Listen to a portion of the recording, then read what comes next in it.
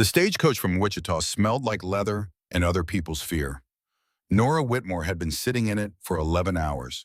Her back ached, her feet were swollen inside her boots, and the child inside her had been pressing against her ribs since somewhere around the second river crossing, as if even the baby understood that what waited at the end of this road deserved protest. She did not protest.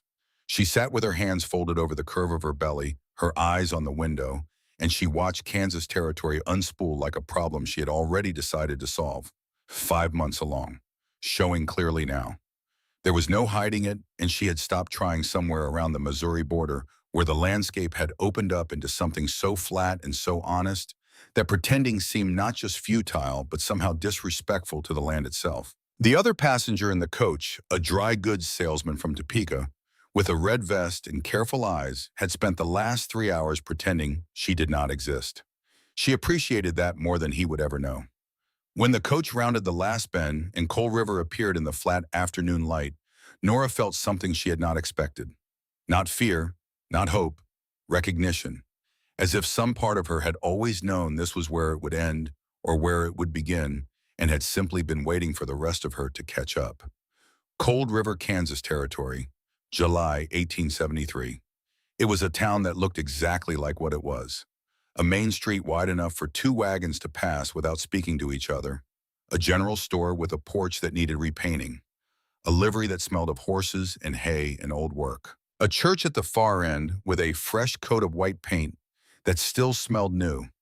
The kind of newness that announces itself, that says someone has invested in appearances here and expects a return on that investment. Buildings that had been built fast and were aging faster, as if the land beneath them was already deciding whether to keep them or not. The stagecoach stopped in front of the hotel. Nora descended before the driver could offer his hand, which he had not been going to do anyway. She lifted her travel rucksack herself, and then she stood at the bottom of the coach step and waited while the driver unloaded the luggage from the top. Her rucksack was ordinary. Her trunk was not. It was old dark wood reinforced at the corners with iron she had shaped herself in her father's shop in Harper's Ferry, Virginia, when she was 19 years old, and the world had still seemed like a place that responded to good work. Inside the trunk, 2 dresses, underclothes, a winter coat, a Bible she had not opened in 4 months, and her father's tools. The hammer, the tongs, the chisels, the punch, the hardy, the swage block wrapped in oilcloth to keep the rust off during the journey. Edmund Whitmore had taught her to work iron the way other fathers taught their daughters to read, with patience and repetition and the quiet insistence that the skill mattered, that the skill was hers, that no one could take it away because it lived in her hands and hands cannot be repossessed. He had been right about that. He had been wrong about Everett Pruitt. Or perhaps he had known exactly who Everett Pruitt was and had sent her here anyway. Nora had spent 11 hours on a stagecoach thinking about that question, and she had not arrived at an answer yet. The question had the shape of a thing that would only resolve itself once she understood more than she currently did, and she had learned from her father that forcing iron before it was ready produced nothing but wasted heat. She picked up the rucksack.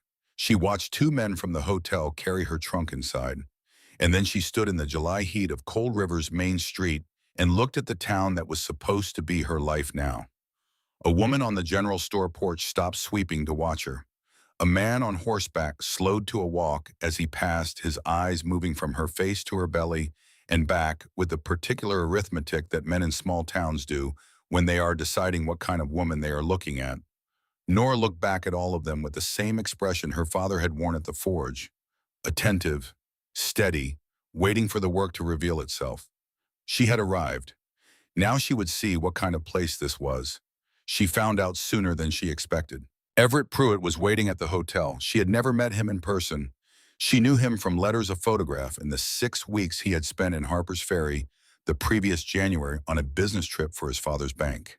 6 weeks in which he had appeared at her father's forge 3 times a week with the particular persistence of a man who has decided he wants something and has no experience being told no.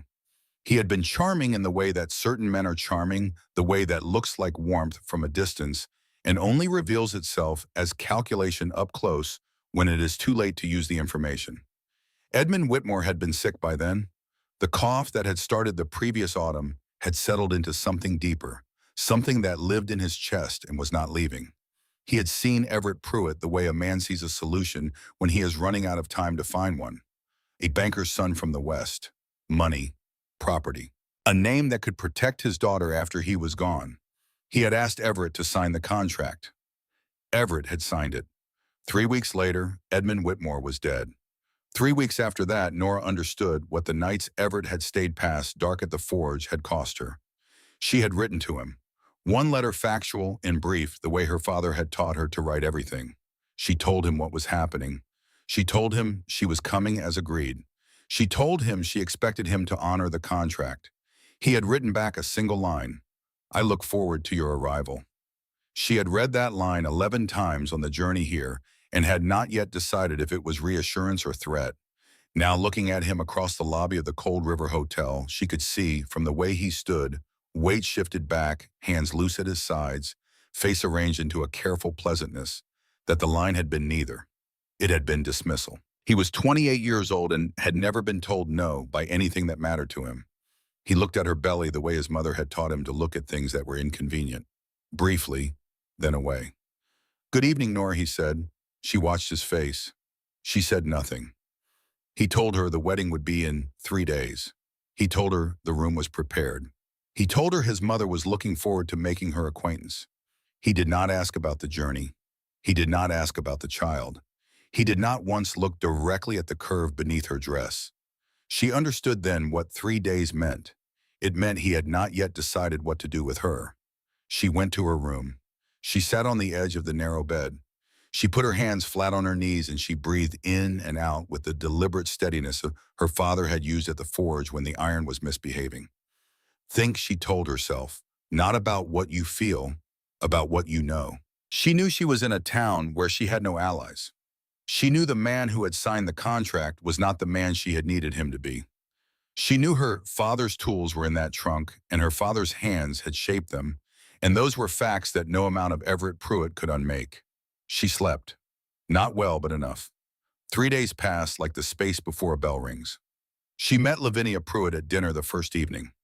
Everett's mother was 60 years old, tall-dressed in black, despite no recent bereavement that Nora could identify with a face that had been beautiful 20 years ago and had calcified into something harder since. She shook Nora's hand with a grip like an audit and looked at her with the eyes of a woman who has spent 40 years deciding other people's worth in the first 30 seconds of meeting them. She looked at Nora's belly with the same expression she had probably used on bank loan applications that did not meet her standards. She said, "Welcome to Cold River," in a voice that meant the opposite. Nora said, "Thank you for having me." They ate in silence that was comfortable for no one and necessary for everyone. On the second evening, Everett came to her room after the hotel had gone quiet. She heard his boots in the hallway and recognized them. The same unhurried wait she had heard on the stairs of her father's forge in Harper's Ferry 6 months ago in January, the last week of his visit, when she had understood too late that the charm was not warmth but appetite, and the door she had left unlocked was not an invitation she had intended to give. She sat up in the dark, and she was not surprised. She had known somewhere below the hoping that this was who Everett Pruitt was in private. She had known it from the moment she read his single-line reply. I look forward to your arrival. The language of a man who has decided how a situation will go and sees no reason to negotiate. She did not scream. She had not screamed the first time either. Screaming required believing that someone would come, and she had already learned from the first time that no one was coming.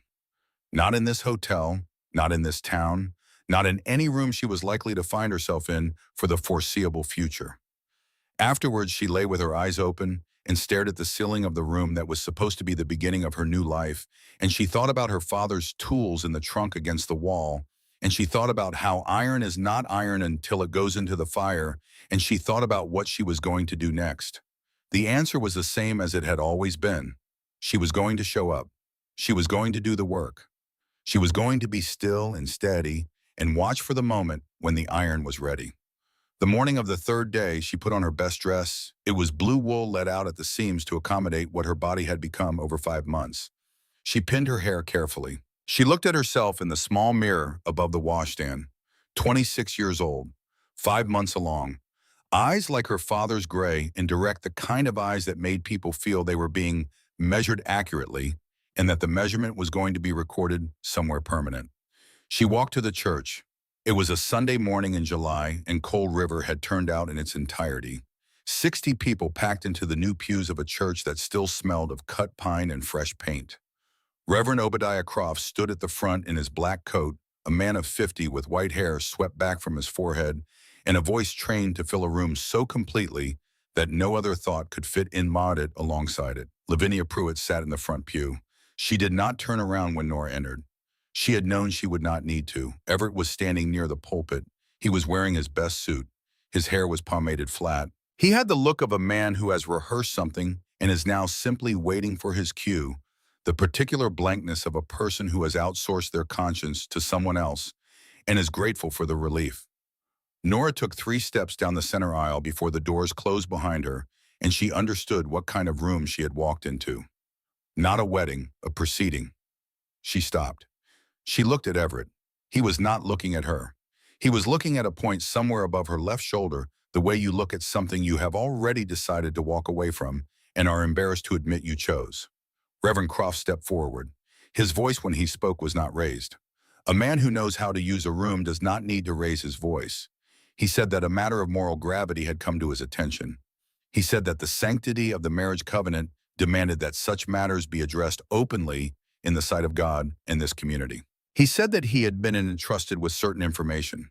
He looked at Nora with the expression of a man who has been practicing this moment in the mirror. Then Everett spoke. He said that he had been deceived. He said that the woman who had come to Cold River under the terms of a marriage contract had misrepresented herself. He said that the child she carried was not his, could not be his, and that her condition at the time of her arrival was evidence of a moral failing that preceded her coming to this town by some considerable time. He said all of this in the voice of a man reciting a legal document. He had in fact been reciting it. His mother had written most of it the previous Tuesday afternoon while Nora was arranging her trunk in the hotel room upstairs. 60 people sat in those pews. 60 people who had come to see a wedding and were now watching something else, something that required them to make a choice about what kind of people they were going to be for the rest of the day. Nora stood in the center aisle of that church, and she looked at Everett Pruitt, and she understood everything she needed to understand about who he was and what he had done and what this town was going to do about it. She said nothing, because there was nothing to say yet. The moment was not ready.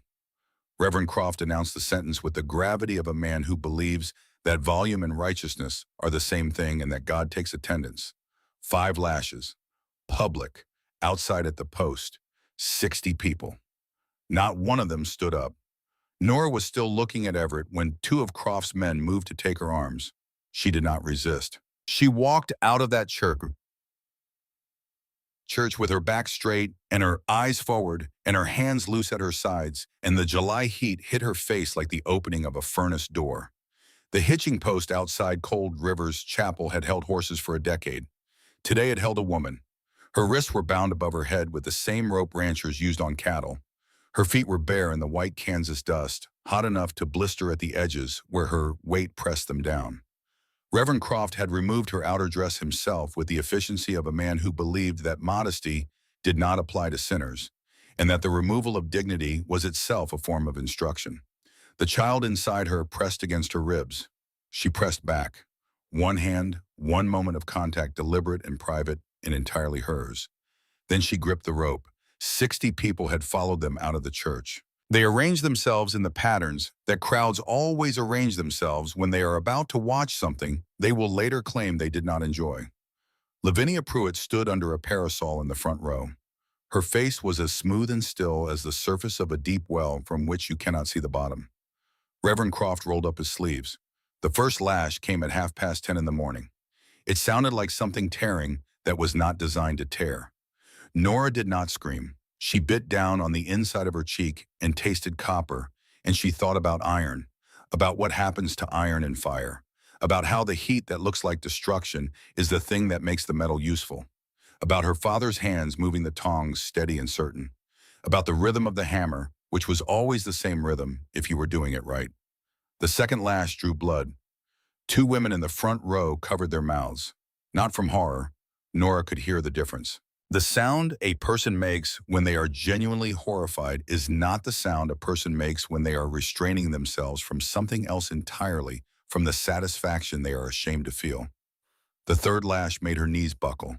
She caught herself, dragged herself back upright by her own wrists, because she would not give them her knees. She would not give them her voice. She would not give them the thing they had gathered here to take the collapse that would let them tell themselves afterward that what they had watched had been necessary. The fourth lash wrapped around her left side and she felt it all the way into her teeth. Her vision went gray at the edges and then sharpened again. She held on. Because the iron holds. Because Edmund Whitmore's daughter holds. Because somewhere between the first blow and the fourth, something had clarified inside her chest, quiet and absolute, like a decision made so deep it could not be unmade by anything that happened outside of her. I am still here. You have not broken me. I am still here. The fifth lash did not fall. She heard boots, not running, not hurrying, slow, deliberate crossing the packed dirt of the square with the unhurried precision of a man walking through a door he has every right to walk through. She could not turn her head far enough to see him, but she heard him through the ringing in her ears and the roaring of her own pulse. She heard one set of boots crossing the square, and then she heard the crowd go silent the way a crowd goes silent when something enters a situation that it does not know how to categorize. He came from the East Road. She would learn this later from Doyle Ketch, who had been on the porch of the general store and had watched the entire thing with the expression of a man who had been trying to find his nerve for 40 years and had just failed to find it again. He came from the East Road, tall, long duster so thick with trail dust that it had lost any color it might once have had. Hat pulled low, no badge visible, no weapon visible, just a man walking with the particular quality of stillness that belongs to people who have already decided what they are going to do and see no reason to announce it in advance. Reverend Croft paused with his arm raised. This is God's correction, stranger. Step away. The man kept walking, past the women clutching their Bibles, past Lavinia Pruitt and her parasol, past the men on the porch of the general store who had known Nora's father's reputation for good work and now stood with their arms crossed and their eyes directed somewhere that was not her. He walked straight to the hitching post. He reached up with both hands and untied the rope. Not fast, not with the dramatics of a man making a statement. Steady the way you free an animal caught in wire. Deliberate and careful like a man who has done something like this before and knows that speed is not the point. Precision is the point. Not making it worse is the point. The rope fell. Nora's arms dropped. Her knees gave out and she would have hit the ground, but he caught her, one arm under her shoulders, the other bracing her weight from beneath. And he held her upright without pulling her close, without pressing against the wounds on her back, without doing anything but keeping her standing in a way that left the decision about what came next entirely to her. He smelled like horse sweat and wood smoke and the particular combination of dust and distance that belongs to a man who has been on the road long enough that the road has become his natural habitat. She looked up at his face, hard jaw, skin darkened by years of sun, a scar along the line of his throat, thin and white and raised, catching the afternoon light in a way that suggested it was old and had not been an accident and had cost considerably more than it appeared to have cost from the outside. Eyes the color of creek water in November. Gray and clear and absolutely still, the kind of stillness that is not emptiness but its opposite, a fullness that has nowhere it needs to rush. He looked down at her. He did not say a word.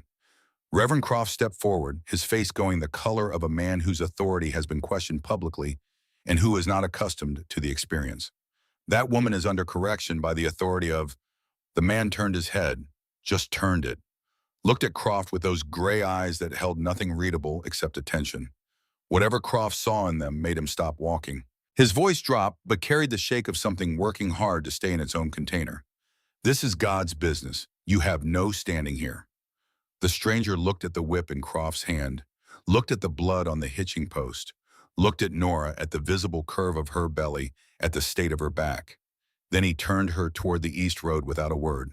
You can't. Croft's voice cracked upward. She hasn't finished her penance.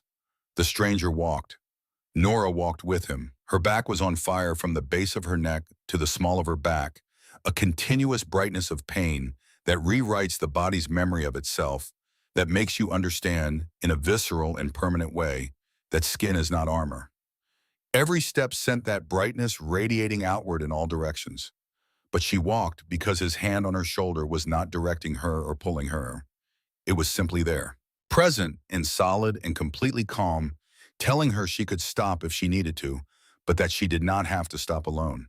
Behind them, 60 people stood like figures in a painting that no one had intended to make and that no one would want to hang. Nobody followed. They reached the edge of town before Nora's legs made the decision that her mind had been fighting them on for 20 minutes.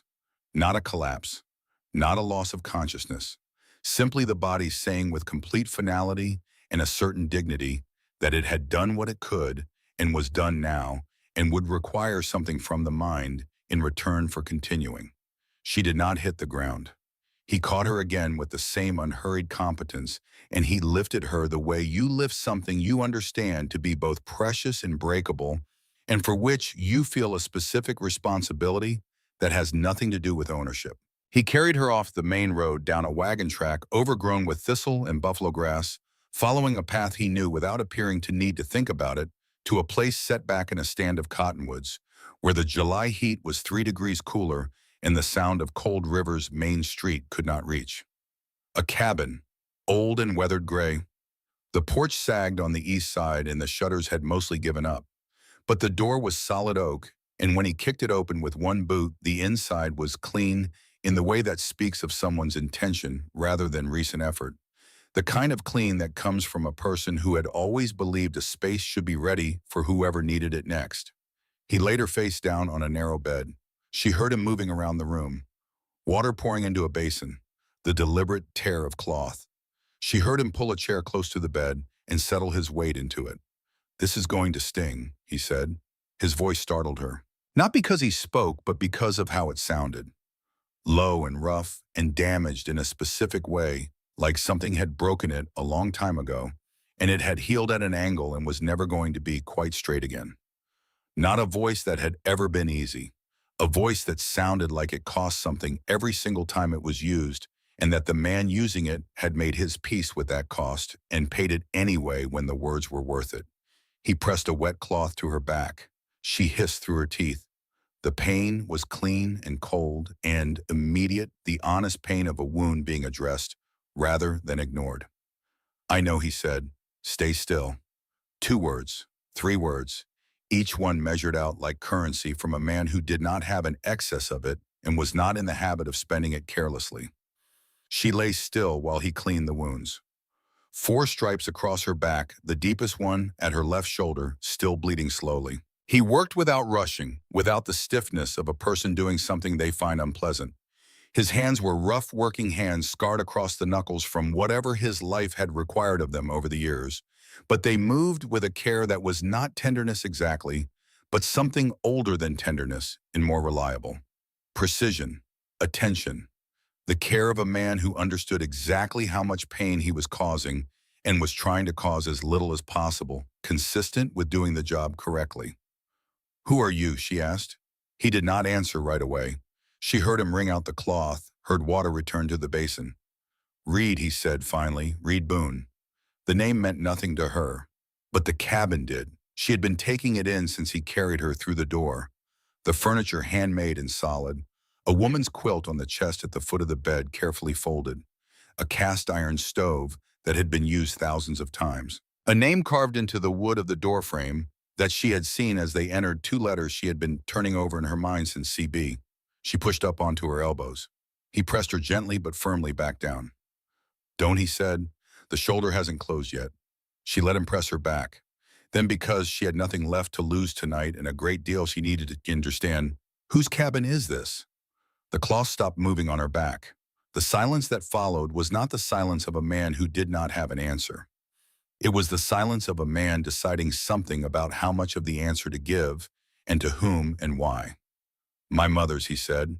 Nora waited. Reed Boone set the cloth in the basin. He moved to the chair beside the bed and sat with his elbows on his knees and his hands loose between them, and he looked at the floor of the cabin where his mother had lived, and he spoke in that wrecked, careful voice like a man excavating something that has been buried under considerable weight for considerable time. Her name was Clara Boone, he said. She came west in 1848. Virginia born, my father died of cholera before they reached Kansas.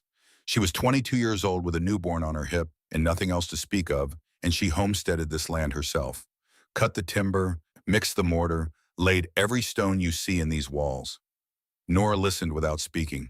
She started taking in women the first winter, a girl who had nowhere to go, then a widow whose husband's brother was trying to take her land.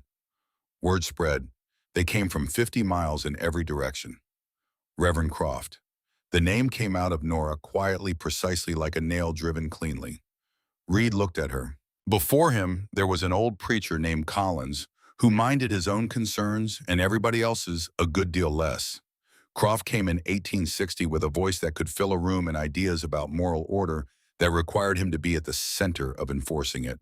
He told the men their wives were being corrupted. He told the women that charity given without his permission was the same thing as rebellion. He preached a sermon about Jezebel and looked straight at my mother's pew the entire time. Nora felt the anger move through her chest like heat rising from a banked fire getting its first real breath. The town turned, Reed said, the way towns do, not all at once, quietly, one door at a time. They stopped selling her supplies. The children weren't allowed near the property. The women who had stayed here stopped acknowledging her when she came to town. He paused. The flood came in April of 1861. The creek rose 6 feet in one night. The water hit this cabin fast. She got me out through the window. I was 13. She told me to run to high ground. He stopped. She went back in for the 2 women staying with us. Nora waited. She got them out. The roof came down behind her. The silence after that had weight. The kind of silence that demands to exist on its own terms and does not respond well to being filled. I ran to town, Reed said, soaking wet, 13 years old, pounding on every door. You know how many opened? She could hear the number in the shape of the sentence. She did not ask. When he said, she closed her eyes. Your father's. The words landed in her chest like a stone dropped into still water, and the rings spread outward and outward until they touched everything. Edmund Whitmore, Reed said. He grabbed a rope and a lantern, and he ran back with me through the dark and the water. By the time we reached her, the creek had dropped enough to get inside, but she was gone, pinned under a beam that had come down from the roof. Your father never told anyone, he continued. Not once. He did not do it for recognition or for gratitude or for any of the reasons people generally want to be known for the good they do. He ran because something needed doing, and he was the one who was there. That was the kind of man he was. Nora's throat closed entirely. She lay on the narrow bed in the cabin his mother had built with her own hands, and she felt the chain of it. Edmund Whitmore walking through floodwater to a woman his town had decided was not worth saving. Edmund Whitmore keeping that silence for 12 years, never mentioning it, never trading it for anything. Edmund Whitmore sick and running out of time, writing a contract with a banker's son in Kansas. She had thought her father was trying to protect her with that contract. She had thought it was the decision of a desperate man doing the best he could with the options available to him. She looked at the carved initials on the doorframe, CB. He had not been trying to give her to Everett Pruitt. He had been trying to get her here, to this cabin, to this man who was the son of the woman Edmund had carried out of floodwater, to whatever waited for her at the end of Cold River's main street that she had not yet seen, but that she knew with the certainty of a woman raised to know iron was there. She turned her head and looked at Reed Boone, this quiet, scarred man who had walked into a square full of 60 people and untied a rope because he had been raised by a woman who believed that what needed doing should be done by whoever was present to do it. Why, she asked. Today, the square. Why did you do it? He was quiet for a long moment. I came back to Cold River to see the cabin, he said. I hadn't been here in 10 years. He looked at the window at the July light coming through the old glass and falling in angles across the floor his mother had swept. When I rode in and saw what they were doing in the square, he paused. I thought about her, about what she would have wanted someone to do if it had been her tied to that post. He looked at Nora, and I thought about your father, he said, running through the dark with a rope and a lantern. For a woman he barely knew in a town that was watching him do it and had already decided not to help, because she needed it. Nora did not reach for him. He did not reach for her. But something in the air between them changed, not smaller. something that was warming rather than cooling, like the first coal beginning to catch in a forge that has been cold for a long time. Tentative, actinum, real. The beginning of a heat that would either sustain itself or go out and would only be decided by what came next. "I don't trust you," she said. "I want you to know that clearly." His eyes held steady. "That's fair, but I'm not leaving this cabin tonight." He stood. He crossed the room to the door. "I'll be outside," he said. She heard him settle onto the porch. The creak of the old boards taking his weight, the specific quiet of a man who is comfortable with silence because he has always had more of it than most people and has found uses for it. She lay on her stomach on the narrow bed of a woman she had never met in a town that had just used a whip on her, carrying a child she had not planned for with her father's tools sitting in a trunk in a hotel 300 yards away, still waiting to be unpacked. She pressed her hand flat against the pillow. She thought about Edmund, about what he had known and what he had prepared for her and what he had not had time to explain in the weeks before his heart gave out mid-swing at his own anvil with the hammer still in his fist, which was, she thought, exactly the death he would have chosen. He had sent her here, to this cabin, to this man, to whatever was waiting for her at the end of that main street. She would find out why. She would find out everything. But first she needed to sleep, and she needed her back to begin the long, slow work of healing, and she needed the child inside her to settle, which it did eventually around midnight, a slow, full roll that pressed against the left side of her ribs and then went still, as if it too had made a decision and was satisfied with it for the moment. Outside, Reed Boone sat with his back against the cabin door, not sleeping, watching the Kansas dark. The kind of man who had learned early that showing up was the beginning of the work, not the conclusion of it. And somewhere in Cold River, in the top drawer of Lavinia Pruitt's mahogany desk, a piece of paper sat in the dark. A banknote, a number, a name, Whitmore Ironworks. It would be morning in a few hours. The work was just beginning. She found it on the third morning. Reed had told her where to look, not with directions precisely, but with the economy he applied to everything. End of the main street, he had said. South side. Sign still up. That was all he gave here. She did not ask for more. She walked into Cold River at sunrise when the town was still in the process of deciding whether to be fully awake, and she walked the length of the main street with her head up and her eyes forward, and the child inside her pressing steady and insistent against her ribs, as if it too had an opinion about what waited at the end of this road. She saw it from 30 yards out. A building smaller than she had pictured. Stone walls, tin roof, wide double doors facing the street. The tin had rusted at the seams, and the doors needed new hinges, and someone had thrown a rock through the near window sometime in the last 3 years and boarded it from the inside with a piece of pine that had since warped away from the frame. But the sign above the doors, hand-lettered, black paint on cedar plank. The kind of letters a man makes when he is not a sign painter, but is determined that his name will be readable from the street regardless. Whitmore Ironworks. Nora stopped. She stood in the early light of a July morning in Cold River, Kansas territory, and she looked at her father's handwriting, and something moved through her chest that was not grief and was not joy, but lived in the same territory as both and shared borders with each. Edmund Whitmore had been here. He had built this. He had mixed mortar and laid stone and painted these letters with his own hands and opened these doors every morning for however many years he had managed to stay upright in a climate, in a territory that had done its best to wear him down. And then he had died at his anvil. Heart gave out mid-swing, hammer still in his fist according to the letter the county clerk had sent to Harper's Ferry 3 years ago. She pushed the doors open. The leather hinges protested with the voice of something that has been still too long. The smell that came out was coal dust and old iron, and something underneath both of those, the particular smell of a forge that has been cold too long but has not forgotten what it is. She stood in the doorway and let her eyes adjust. Everything was where it should be. The anvil centered on its oak stump, the face dark with years of accumulated work.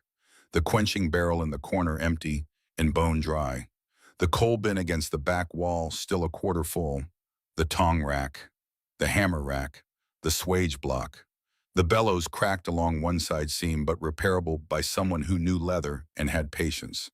Her father's leather apron hung on a nail beside the door. She took it down.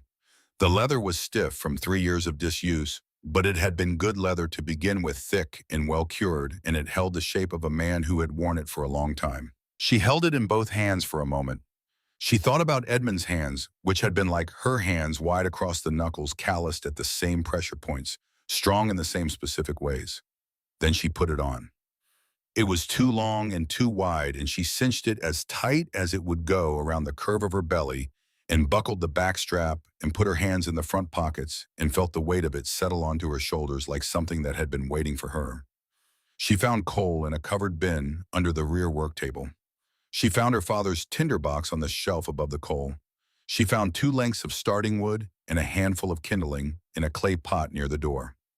She built the fire the way Edmund had taught her, small at first, patient, feeding it what it needed rather than what she wanted to give it, because the fire did not care about her schedule or her grief or the fact that 60 people across town were waking up and deciding whether to think of her as a problem or a person.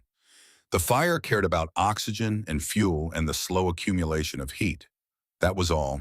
She found that reliable. It caught. She worked the bellows.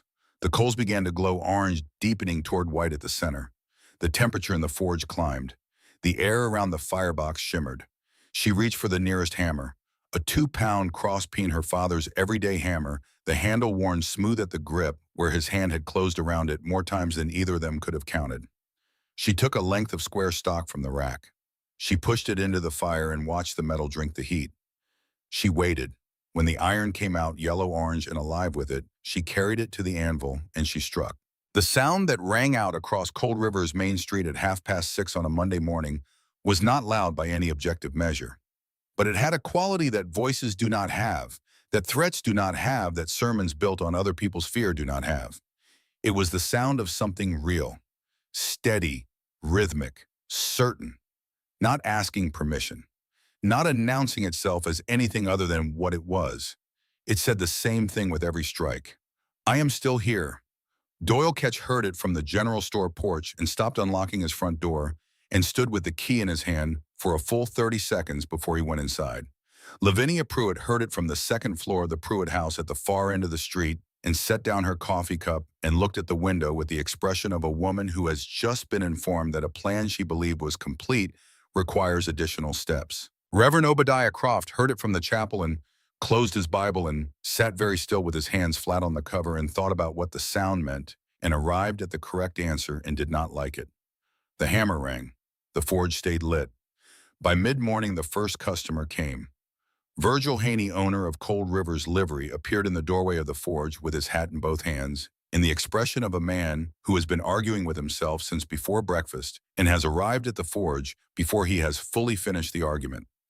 He was 60 years old, thick through the shoulders, with a white beard he kept close-cropped, and eyes that had watched a great many things happen in Cold River over the years without saying much about any of them out loud.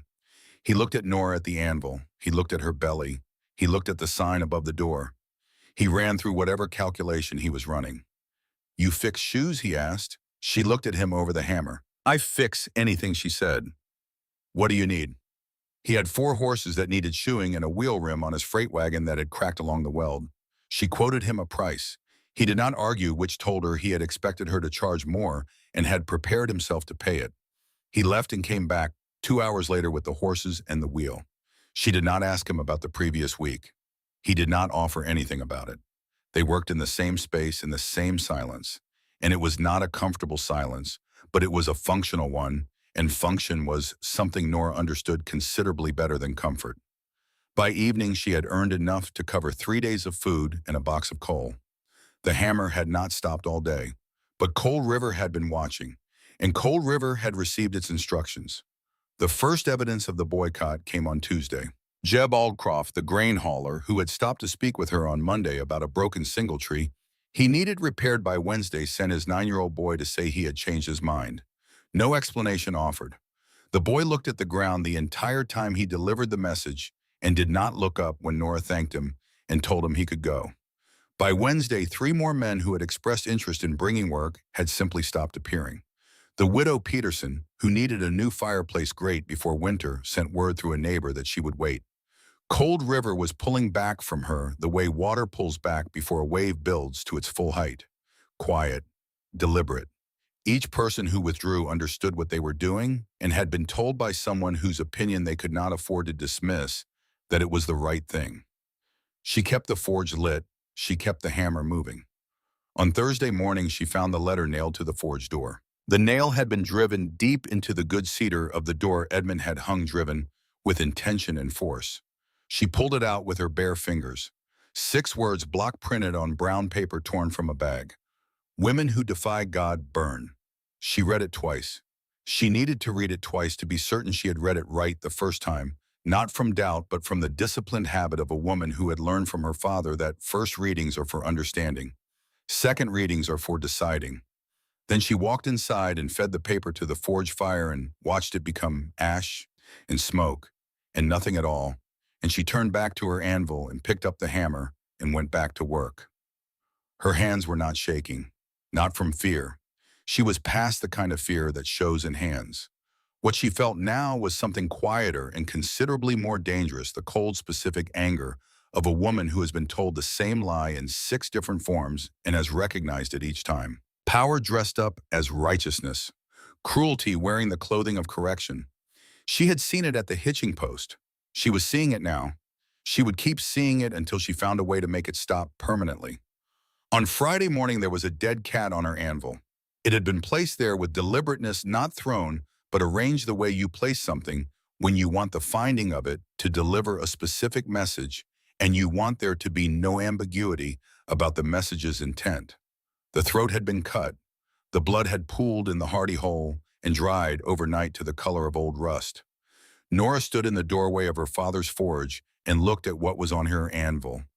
She felt for the first time since the hitching post the specific fear that lives below the stomach. Not the fear about dignity or reputation or what people think. The fear that is entirely about the child pressing against her ribs. The fear that reorganizes every calculation. They were not talking about her livelihood anymore. They were talking about what came after her livelihood. She heard boots on the road. She did not turn around. She knew his walk by now, the specific weight and rhythm of it, unhurried and regular, as a clock that has been well maintained. Reed came and stood beside her in the doorway and looked at what was on the anvil. He said nothing for a moment. Then don't touch it. She had not been going to. He crossed the floor, picked up the cat, carried it out back. She heard him in the yard, the sound of a shovel working against the hard July earth. When he came back, his jaw was set differently than usual, the muscle working under the skin like something keeping itself in check by the application of considerable effort. "This isn't about the boycott anymore," he said. "I know." His hands opened and closed at his sides. "I'll talk to some people tonight." She looked at him. He was looking at the blood on her father's anvil with the expression of a man calculating distances and deciding on routes. She had been doing her own arithmetic that morning. She had done it twice carefully, and it kept arriving at the same answer. 3 weeks of income at the current rate, maybe 4 if the boycott stayed incomplete, rather than becoming total. And after 4 weeks, the child inside her would make the decision that fear was making for everyone else in this town. She was not going to say that out loud. She said, "I'll clean the anvil. You talk to whoever needs talking to." He nodded once and left. That evening, Reed came back with a bruise developing along his right cheekbone and a split lip that had bled and dried and was now the dark color of old iron that has been allowed to oxidize. She looked at his face. He sat down on the bench outside the forge and looked at the street. "Talk to Dawson Fry," he said. "He runs 12 miles out east of the creek. And 2 others, ranchers who come to town rarely and don't particularly care what Croft's opinion is on any subject." She waited. "One of them is married to Croft's sister, and he gave you that. He swung first." She looked at him carefully. "You didn't swing back." He said nothing. What convinced him, Reed looked at the street. "The fact that I didn't." She sat with this for a moment. This quiet man who had ridden into a town that had nothing to do with him and had taken a punch to the face without returning it and called the result diplomacy. "They'll bring work," he said. "Back door, not the front. 3 families, maybe 4. They don't want Croft to know they're doing it. So I'm operating secretly now," she said. "Like a gambling house. You're surviving. Call it what you need to."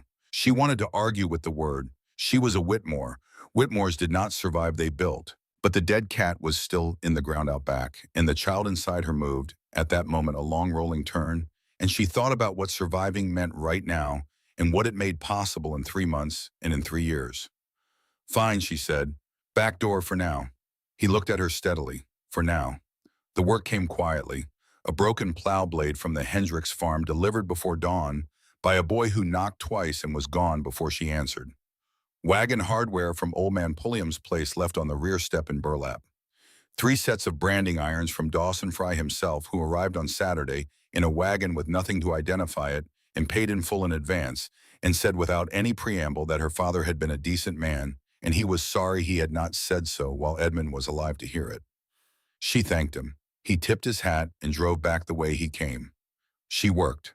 The forge stayed lit, and for 1 week things almost felt like they might hold together. Then Everett Pruitt came back to Cold River.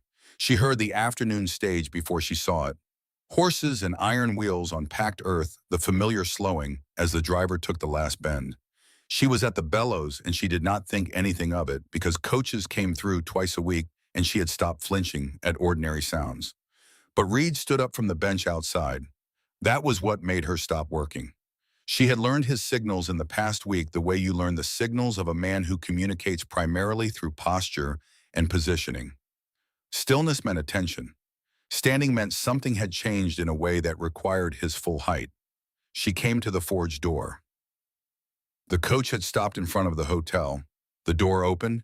A man stepped down into the dust of Cold River's main street, and even at this distance, even without the pomaded hair and the clean suit to identify him, she would have known him by the way he moved. The ease of a man returning to a place he considers his by right, adjusting his cuffs as he turned toward the hotel, not once directing his attention toward the forge at the end of the street. Everett Pruitt, 28 years old, clean-shaved, polished boots that had never seen an honest day's work. All the ease of a man who has never had to consider what it costs other people to maintain his comfort. Nora's hand went to her belly without her deciding to put it there.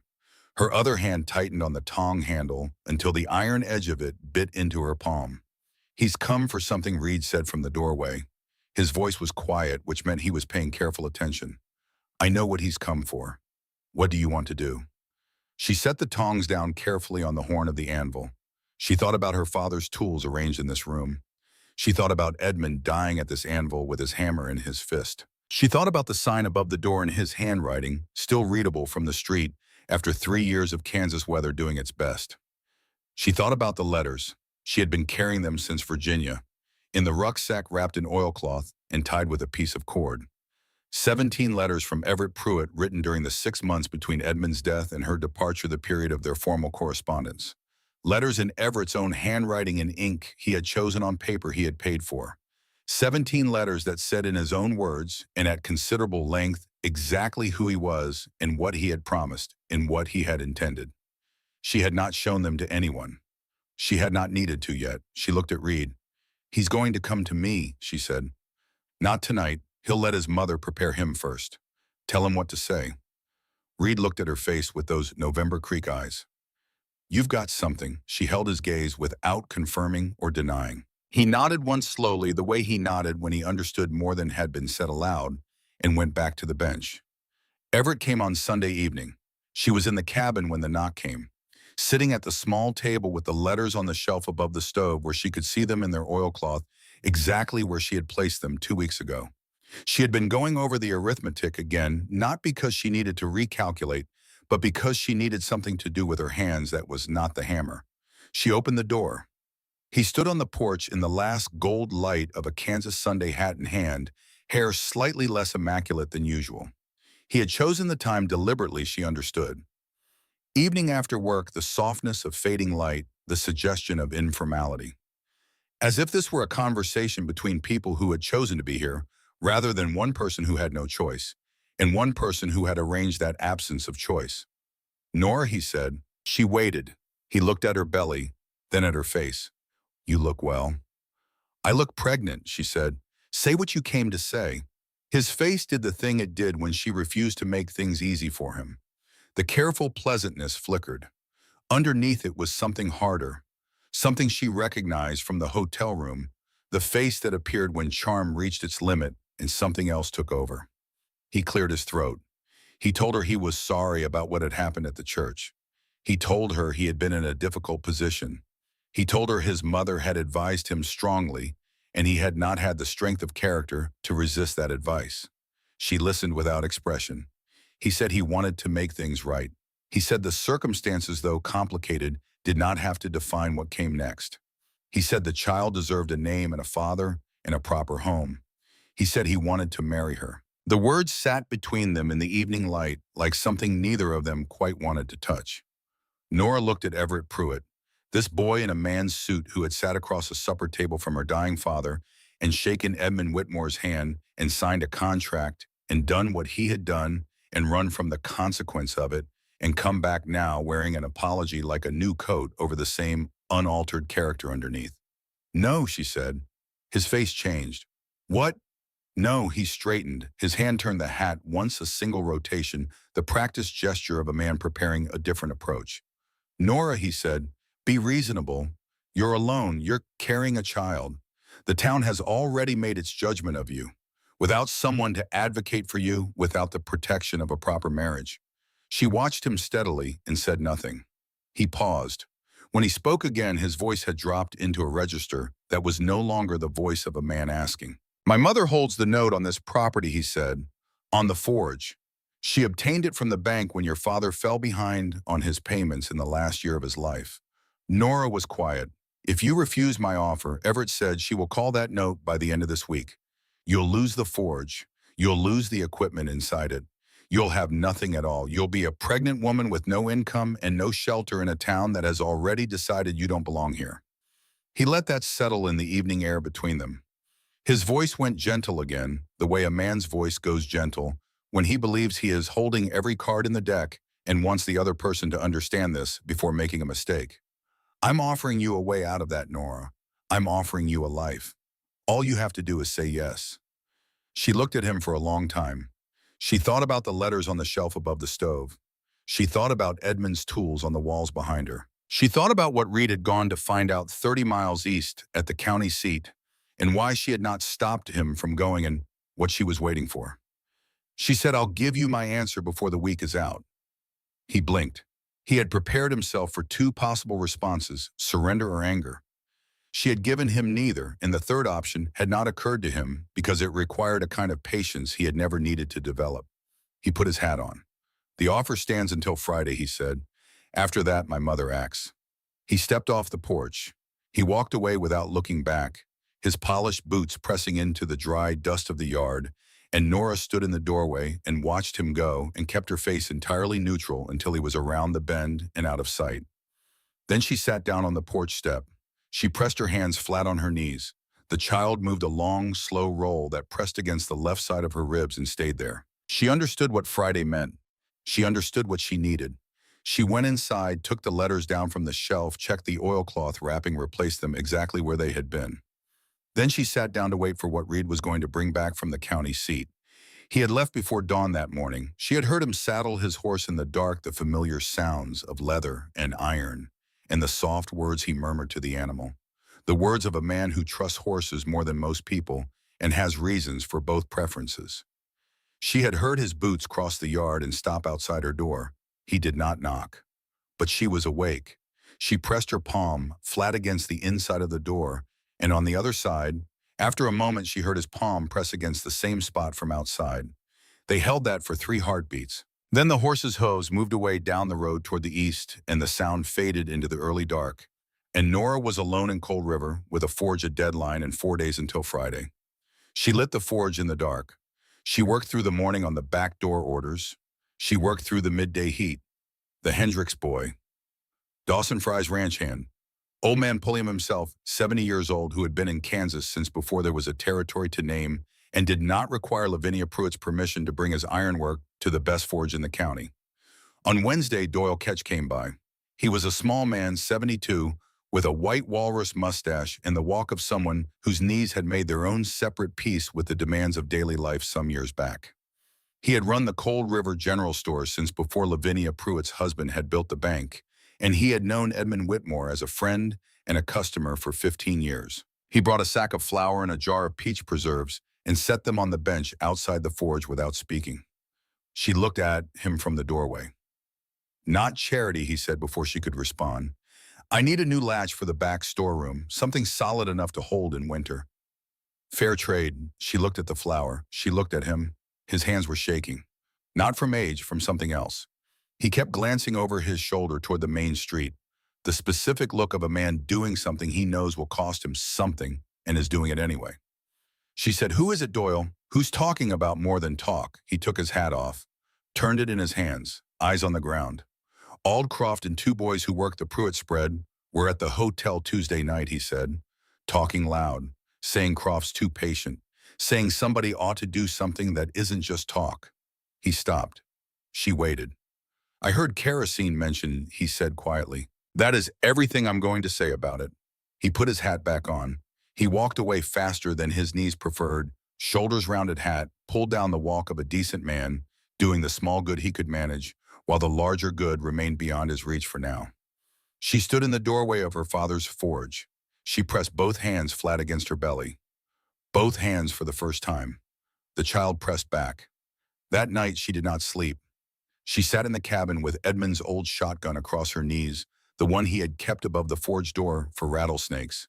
She had not fired it in 3 years. She was not entirely certain it would fire at all.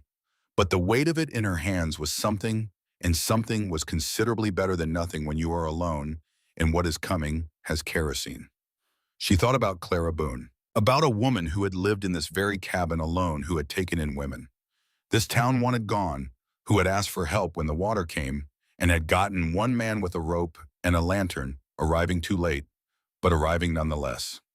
She thought about Edmund running in the dark. She thought about Reed 30 miles east on a dark road, looking for a piece of paper that might save everything or might arrive too late to matter. She thought about Everett's voice saying the word reasonable, and the way the word sat in his mouth like a tool he had been given for exactly this purpose. The purpose of making women feel that their resistance to an unreasonable situation was the actual problem. She was still thinking when the sky outside the cabin window began to change from black to gray to the pale specific yellow of a Kansas dawn. She put down the shotgun. She went to the forge. She lit the fire. Because that was what Whitmore's did. Not because the morning was safe. Not because anyone had told her it would resolve in her favor, but because the work was there, and the iron was there, and the hands that could do the work were hers, and that combination of facts was sufficient. Thursday. One day left before Friday. By mid-morning, she knew something was different. The street was too quiet. Even for high summer in Kansas, there should have been wagons, horses, the unremarkable sound of a town going about its unremarkable business.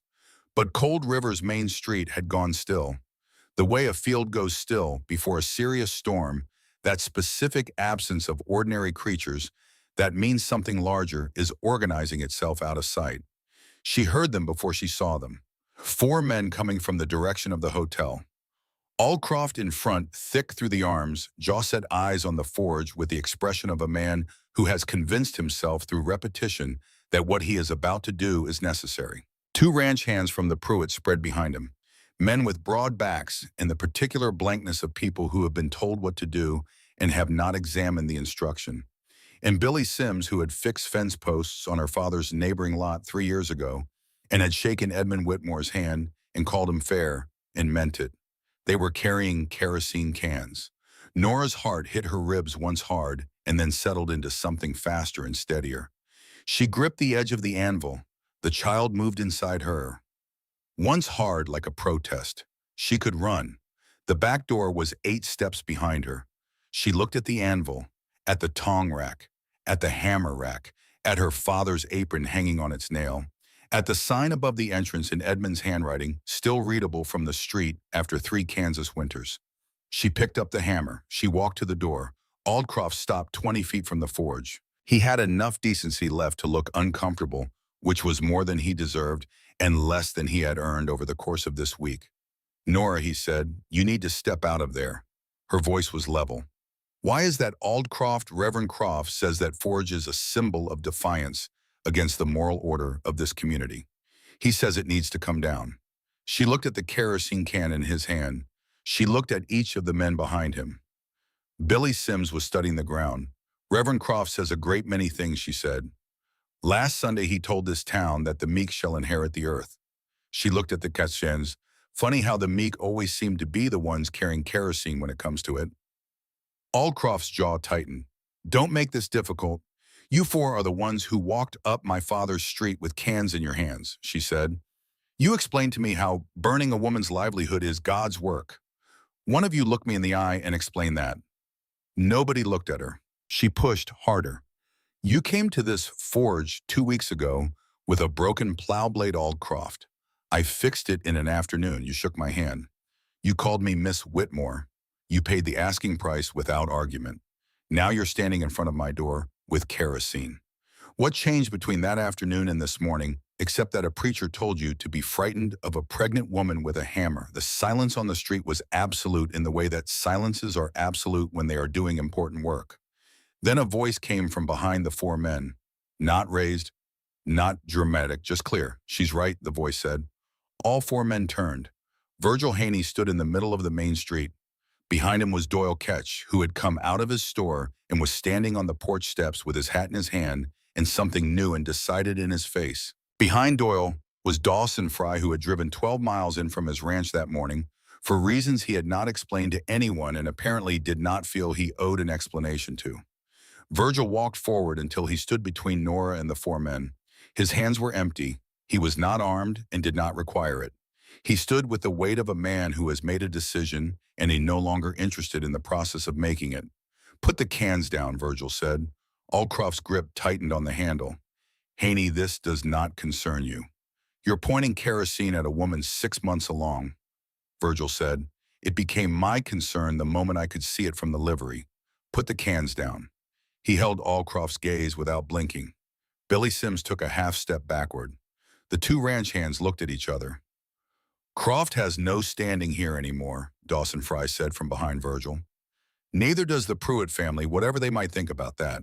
You want to burn something, Aldcroft, drive out to your own land and burn something that belongs to you? Aldcroft looked at Nora. He looked at the men standing between them. He looked at the kerosene can in his own hand, and something moved through his face. Not shame exactly, but the recognition of what a thing looks like from the outside when you are the one holding it. He set the can down in the dust. Damn it, he said. The words came out like something that had been held under pressure. Damn it.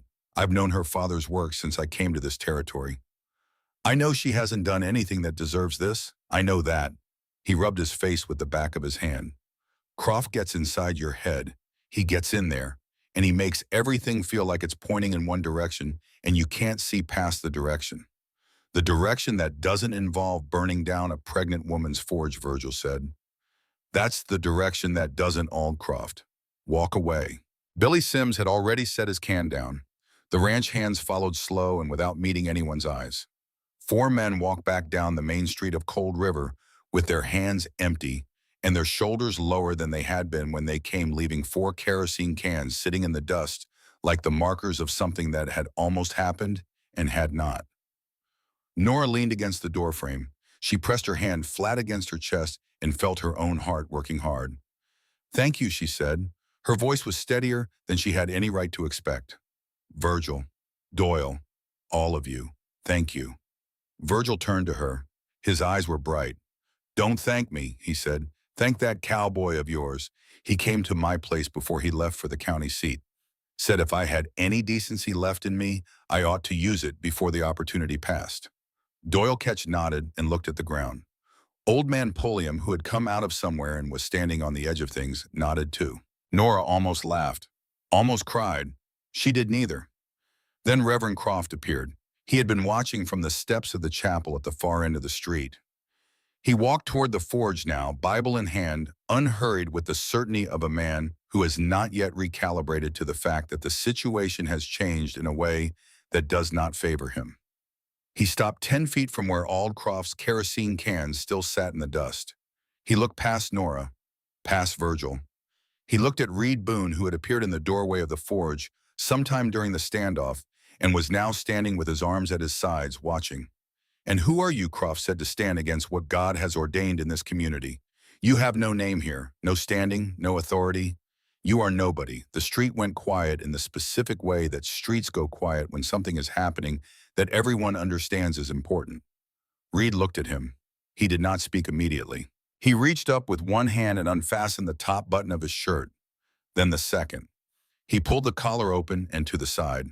The scar ran the full width of his throat. Old white raised, the kind of scar that takes years to stop looking angry. The kind that does not come from a blade or a fall or any ordinary accident. The kind that comes from a rope. Croft's mouth opened. Nothing came out. Reed fastened his buttons again, slowly looking at Croft the entire time. Abilene, he said. 6 years ago, he kept his voice level, though everyone standing in that street could hear what it cost him to push the words out through the damage the rope had left behind. I stood between a woman and the man who was killing her. The town decided I was the problem. He paused. They tried to hang me for it. They didn't finish the job. He looked at Croft steadily with those November Creek eyes. You want to tell me again that I have no standing here? Reverend Obadiah Croft had used his voice to fill rooms and silence doubt and move congregations for 30 years. He stood in the dust of Cold River and he looked at the scar on Reed Boone's throat, and he could not find a single word to put in the air between them. He turned and walked back to the chapel. He did not look back. Nora stood in the doorway of her father's forge with one hand on the frame and felt the day turn on its axis. It was late afternoon when she heard the horse, fast from the east road hooves on packed earth, with the specific urgency of an animal that has been pushed through distance in a way that it took seriously. She knew that horse. She was at the road before Reed had fully reined in. He came down from the saddle before the dust settled and hit the ground moving, and his face was different in a way she had not seen before. Open, urgent, alive with something the usual stillness held back. He had papers in his hand, 2 of them. He crossed to her and held up the first one. His breath was coming hard from the ride, and his damaged voice was rougher than usual from the effort of speaking at speed.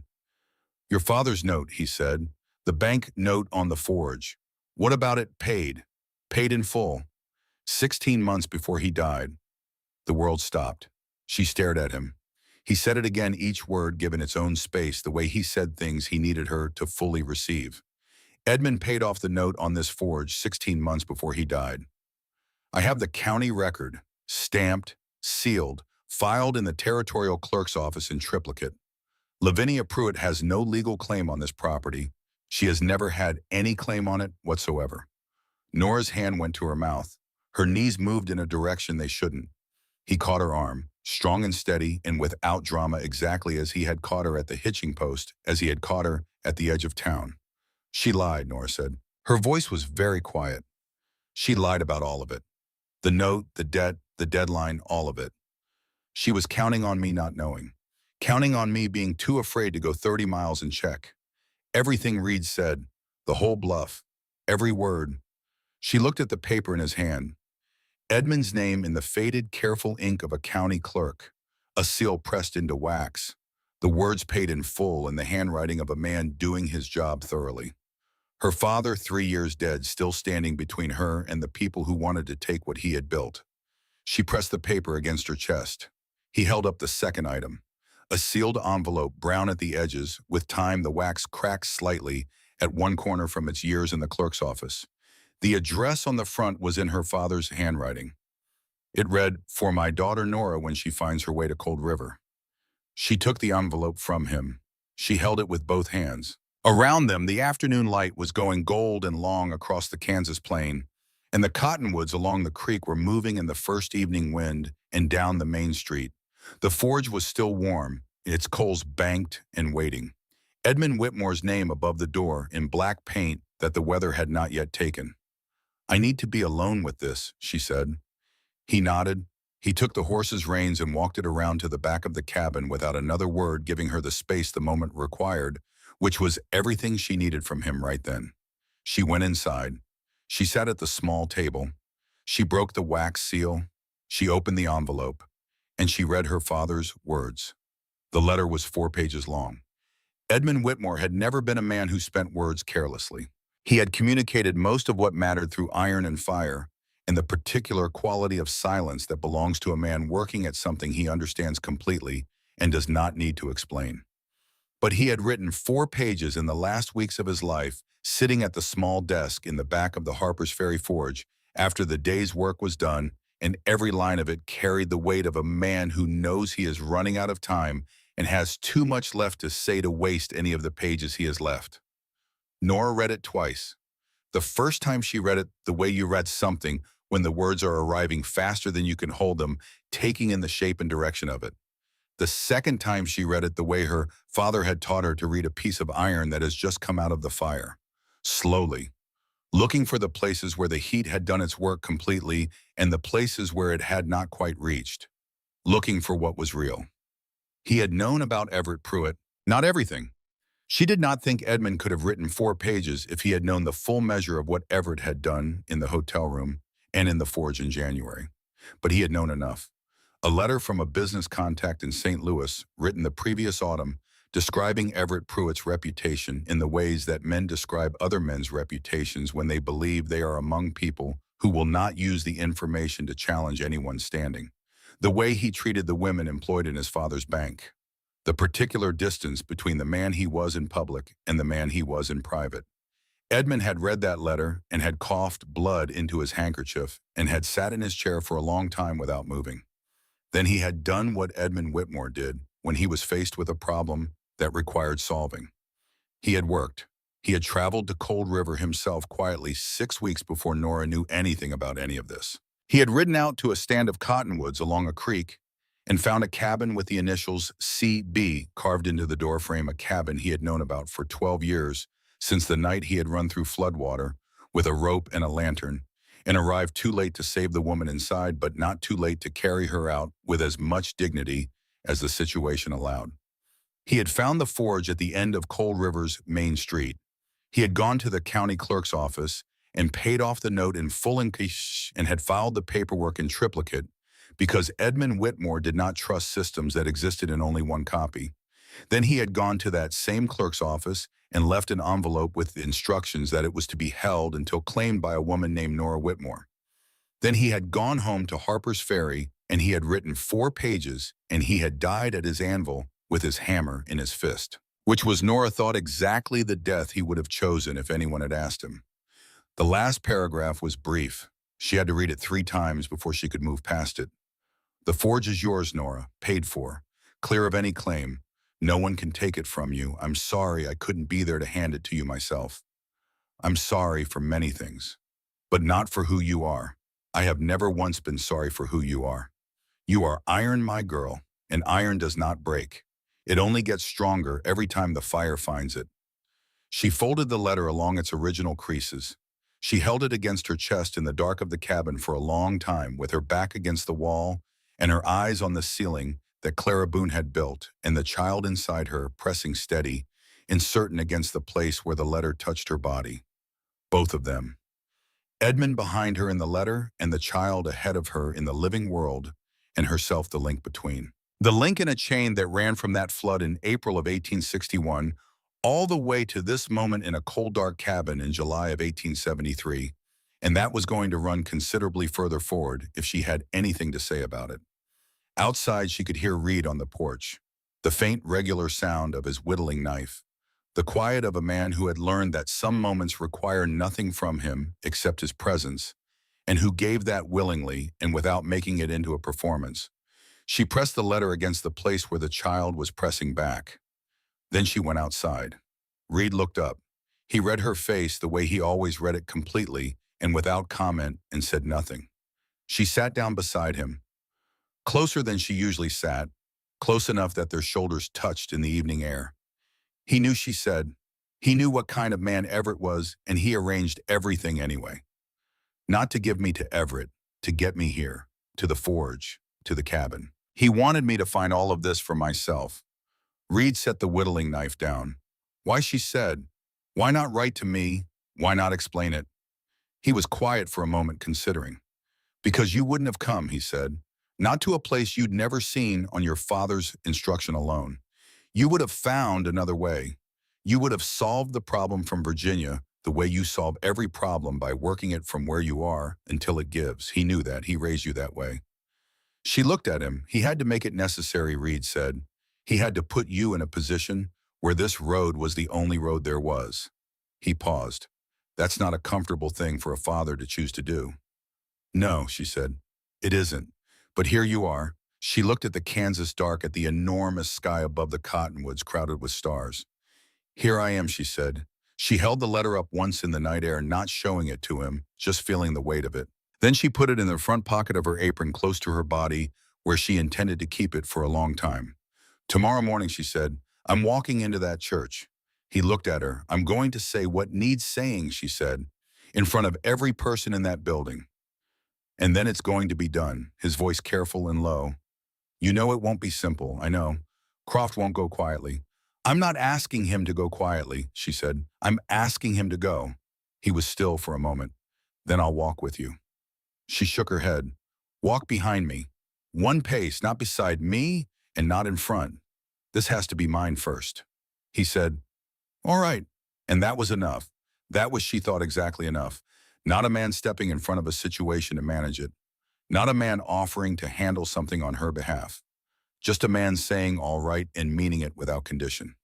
She went inside. She slept for the first time in weeks, all the way through until the birds began before dawn. Cold River's Sunday congregation was assembled by 9 in the morning.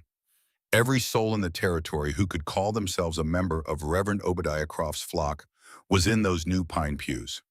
60 people in their Sunday clothes, arranged in the order that small towns always arrange themselves for church, the wealthy and the certain toward the front, the uncertain in the middle, the guilty near the back where they can monitor the exits without appearing to. Lavinia Pruitt sat in the second row, erect as a fence post, her face arranged into the expression of a woman who has been controlling rooms for 40 years and expects today to be no different. Everett sat beside her, looking at his hands. Doyle Ketch was in the last row. Virgil and Edna Haney sat near the window on the left side. Jeb Aldcroft was near the far wall, not looking at anything in particular. Nora waited outside the closed doors until she heard Croft's voice find its full volume, the voice of a man who had spent 30 years treating rooms as instruments. She pushed the door open. She wore her work dress, the clean one, pulled tight across her belly, which was nearly 6 months now, and offered no apologies to anyone. She had not arranged a shawl around her middle. She had not lowered her eyes or bent her shoulders. She walked in and let every person in that room see exactly what she was. A pregnant woman, unmarried, unbroken, and carrying something in her hand that was going to change the morning. Croft stopped mid-sentence. The word he had been saying hung unfinished in the air of the chapel, like something suddenly aware of itself. Good morning, Reverend, Nora said. Her voice was level and carried to every pew without being raised, because it was her father's voice, the forged voice, the voice of a person who has spent years speaking over the sound of hammers and fire and does not need to shout to be heard. She walked up the center aisle. She felt their eyes, all of them.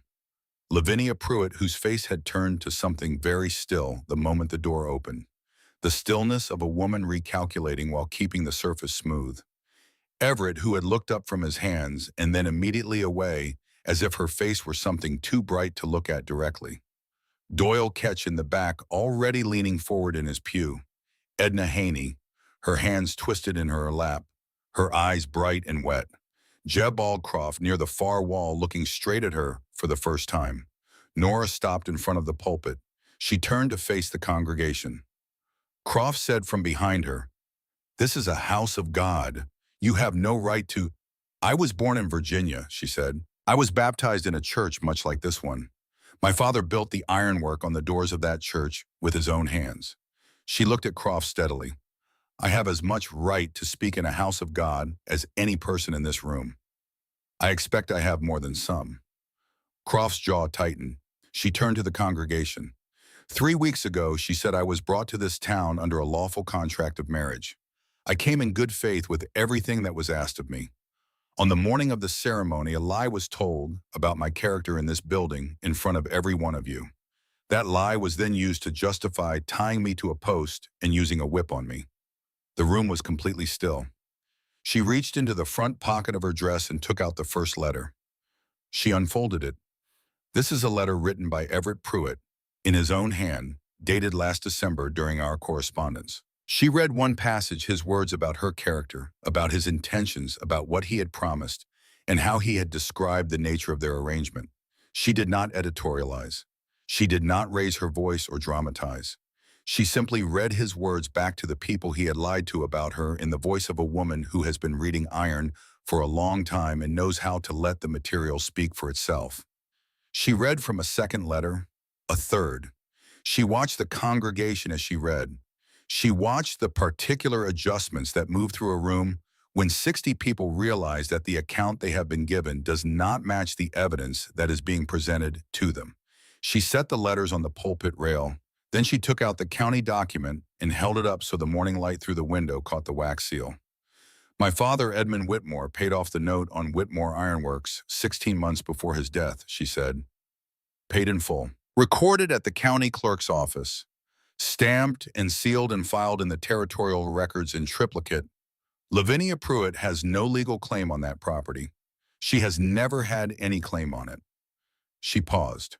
The threat delivered to me through her son was a complete fabrication.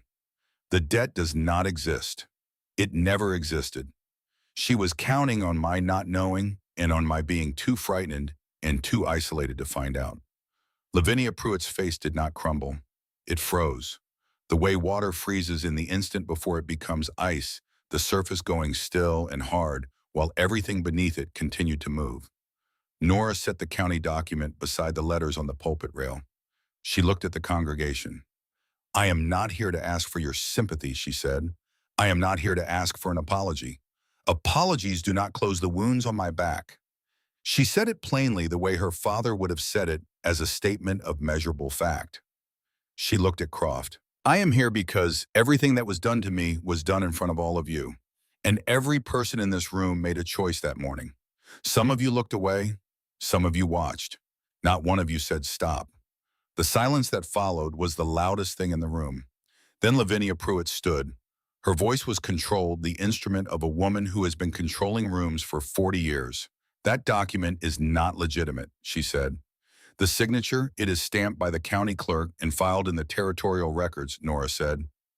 30 miles east. You are welcome to ride there and read it yourself, Mrs. Pruitt. I'll even arrange the horse. A sound moved through the pews. Not loud, just a sound. The sound of 60 people making adjustments to what they had believed to be true. Virgil Haney stood up. He held out his hand. May I see it? Nora handed him the document. He read it carefully. Passed it to Doyle Ketch. Doyle read it, nodded slowly, passed it to the row behind him. The paper moved through that church like something alive, hand to hand, pew to pew, carrying information from the front to the back and leaving changed expressions in its wake. Croft said from the pulpit, his voice finding its authority again, building it back from whatever it had been reduced to in the street the previous afternoon, none of this addresses the moral question. She still carries a child outside the bonds of matrimony. She carries my son's child. The voice was not Nora's. Every head in the room turned. It was Everett. He was standing. He was not looking at his mother. He was not looking at Nora. He was looking at the county document, which had reached the third row and was being held by a rancher's wife, who was reading it with the expression of a woman being confirmed in something she had suspected for some time. Everett said, I wrote those letters. Every word in them is mine. I wrote them, I meant them when I wrote them, and I know what they say. He stopped. He swallowed. What happened in Virginia was my doing and no one else's. What happened in this church 3 weeks ago was my mother's arrangement and my failure of character in going along with it. Lavinia said very quietly. Everett, he did not look at her. I'm done, he said. 2 words. Simple. Final. The words of a man stepping out of a room he should have left years ago and finding he is capable of it after all. Lavinia Pruitt stood in the second pew of the church she had funded and looked at her son's back and at Nora's face and at 60 people of Cold River looking steadily back at her. And for the first time in 15 years of operating in this territory, she had nothing left to use. No financial pressure available. No social mechanism operable. No preacher who could reframe the moment in her favor. She had built the entire architecture of her power on this town's willingness to believe what she told them. And the town was recalculating in real time. She sat down, not with dignity and not quite with defeat. She sat down the way a wall sits down when the foundation has given all at once after a long time of holding. The county document continued moving through the pews. Edna Haney stood up. She was 50 years old, a plain woman with strong hands and a face that showed every year of living in Kansas. She stood with the difficulty of someone fighting their own weight, Not the physical kind, but the accumulated kind, the weight of something carried too long in silence. I was there, Edna said. Her voice broke on the first word and she held it together for everything that came after. 3 weeks ago, I was in the front row. I watched them tie you to that post. She stopped. She looked at Nora directly. I did not say one word. The church waited. I am not asking you to forgive me, Edna said. She wiped her face with the back of her hand and kept her feet where they were. I'm asking if you need help. At the forge. With whatever needs doing. With the child when it comes. I need to do something with this, Nora. I cannot go home and cook supper and act as though that morning didn't happen and as though I wasn't standing there in the front row when it did. Nora looked at her. She thought about Clara Boone, who had taken in women this town had thrown away, without asking whether she deserved the trouble they brought with them. She thought about Edmund Whitmore running through floodwater with a rope and a lantern because something needed doing. She thought about what it costs a person to stand up in a room that watched them sit down for 3 weeks. Come by the forge Monday morning, Nora said. I'll show you the bellows. Edna Haney sat down. Her hands were still shaking, but something in her face had opened in a way it had not been opened before. From the back of the room, Jeb Aldcroft stood. He did not speak. He just stood and looked at Nora with the look of a man who has seen himself clearly and is not pleased with the view and does not know what to do with the information yet. He stood for a moment, then sat back down. It was not much, but it was not nothing. Nora looked at Reverend Obadiah Croft. He was standing at his pulpit with his Bible closed in both hands, looking at her with the expression of a man who has watched the ground shift under a structure he built his life on and has not yet decided what that means for tomorrow. You used God as a whip, Nora said to him. She said it without heat, the way you record a measurement in a ledger, as a fact requiring documentation rather than judgment. You took the authority this community placed in you, and you used it to beat a pregnant woman in the street, and you called it righteousness. Croft said nothing. And these people followed you, she said, because people follow authority when they are frightened and when the authority tells them that their fear is righteous. That is not entirely your sin, but it is substantially yours. She let that stand in the air of the chapel. She turned back to the congregation one final time. My forge is open, she said. My door is open. If you need ironwork, you know where to find me. If you choose not to, that is your business, and I will not pretend otherwise. But I am done hiding. I am done being quiet about what happened to me and why it happened and who decided it should. I am done pretending that this town's judgment of me carries more weight than my own judgment of myself. She picked up her father's letters from the pulpit rail. She folded them carefully along their original creases. She put them back in her pocket next to his 4-page letter that lived close to her body and was going to stay there. Then she walked back down the center aisle of Cold River's chapel and pushed the doors open, and the July sunlight hit her face like something she had worked for and earned. Behind her, she heard Reed fall into step. 1 pace back, exactly as she had asked. They walked out into the morning together, and neither of them said anything for some time. They were halfway to the forge when Reed said, that was something. She said it was necessary. He said, didn't say it wasn't. Said it was something. She looked sideways at him. You didn't say a word in there, she said. Didn't need to. You said everything. She looked down at her hands, calloused from the hammer, scarred at the knuckles from a childhood learning iron, strong her father's architecture in her bones. She had watched them through the entire length of the church scene, and they had not shaken once. Croft left on a Tuesday. Nobody expected Tuesday. Nobody expected it to go the way it went. Doyle Ketch told her about it the following morning, standing in the forge doorway with his hat in his hands, speaking in the careful way of a man who knows he is delivering something that will matter later and wants to get the details right. Croft had rung the chapel bell on Monday afternoon, a midweek ringing that brought people out because unexpected bells in small towns still carry enough weight to pull people toward them. Fewer came than would have come a month before, and they came slower, but they came. He stood at his pulpit. He told them he had come to Cold River 12 years ago to serve God. He had believed that. He had believed it when he preached against the women Clara Boone gave shelter to. He had believed it when he counseled Lavinia Pruitt. He had believed it, he said, when he rolled up his sleeves in front of 60 people and used a whip on Nora Whitmore. He paused. He told them he had been serving himself. The silence, Doyle said, was one of those silences you could drown in if you weren't careful about where you put your feet. He told them he was leaving Cold River, not because he was being driven out, because he had done harm in this town that he could not repair by staying.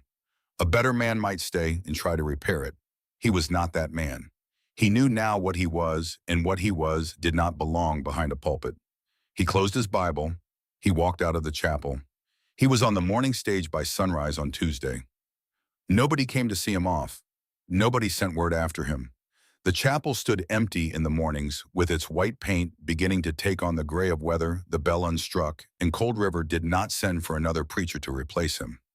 Not because they had lost their faith, because they had learned at considerable cost that faith without decency is power wearing a collar, and they had decided they had had enough of that particular combination for a while. When Doyle finished telling her, Nora set her hammer down. She stood still for a moment with her hands at her sides. "Good," she said. She picked up the hammer and went back to work. The child came 3 weeks early. There was no warning and no gradual build, none of the slow preliminary that the books described. One moment Nora was at the anvil working a set of door hinges for old man Pulliam, and the next moment a pain arrived that was so complete and so total that it reorganized everything in her body around its own center, the way iron reorganizes around the hammer. She dropped the hammer, it hit the stone floor, and the sound brought Edna Haney running from the back room where she had discovered, in the 2 weeks since she had started at the forge, that she had a natural facility for measurement and record keeping that the business had needed for years. Edna took one look at Nora's face and became a completely different kind of person. She became a woman who had done this 4 times and knew exactly what each stage looked like, and had no interest in being frightened by any of them. "Where is he?" she said, meaning Reed. "Dawson Fry's place. Fence line repair. 2 hours round trip at least." Another contraction arrived before Nora could respond deeper than the first, and she grabbed the edge of the anvil and bent forward, and the sound that came out of her was not a scream, but something older than a scream. The sound of a body undertaking the oldest and most serious work available to it. "Then we do this ourselves," Edna said, in the voice of a woman who has made a decision and is not revisiting it. She sent the Pulliam boy for clean water and cloth. She sent Doyle Ketch's granddaughter at full gallop to Dawson Fry's place with the news. She got Nora out of the forge and across the yard to the cabin, the two of them moving slowly, Edna's arm under Nora's shoulders, Nora gripping the door frame at each contraction. The narrow bed in the cabin, Clara Boone's quilt folded at the foot. Edna rolled up her sleeves. She said, "I've done this 4 times, Nora. I know what I'm doing. You need to trust me right now." "I trust you," Nora said. "Good. Then stop talking and do what I say when I say it." The labor was hard, the hardest thing Nora had undertaken in a life that had not been economical about hard things. The contractions came in waves that did not fully recede before the next began building relentless, each one trying to be more complete than the last until the distinction between them became academic. She held the iron rail of the headboard. Clara Boone's headboard hand-forged the rail smooth under her palms from the hands that had held it before hers. An hour. 2. Edna's face, which had been steady and certain through all of it, went careful in a way that Nora recognized as the face of someone managing information they have not yet decided how to share. What Nora said. "Baby's turned wrong," Edna said. "Feet first. It's a breach." The word landed in the room with weight. "What does that mean for us?" "It means this is going to be harder," Edna said. "And it means you do exactly what I say exactly when I say it." She put both hands on Nora's shoulders and looked at her the way women look at other women when they need to be completely heard. "You survived a whipping. You walked into a church full of people who watched you bleed, and you told them the truth out loud." She paused. "This baby is not going to be the thing that beats you." Nora's eyes burned. She nodded. "Push," she pushed. The pain was beyond any vocabulary she had ever been given access to for describing pain. It was the hitching post in the forge fire, and every blow she had ever absorbed or anticipated or held herself together through compressed into a single endless moment that had no floor and no edges and required everything she had. She screamed after all the weeks of refusing. After the whipping and the threats and the kerosene and the bluff in the church and all of it, Eleanor Nora Whitmore screamed, not because she had been beaten, not because they had taken anything from her, but because she was pushing through the last door between this life and the one that was coming, and the door required everything she had and a little more than that. She pushed. The world went white at the edges. She thought of Edmund at the anvil dying mid-swing with the hammer still in his fist.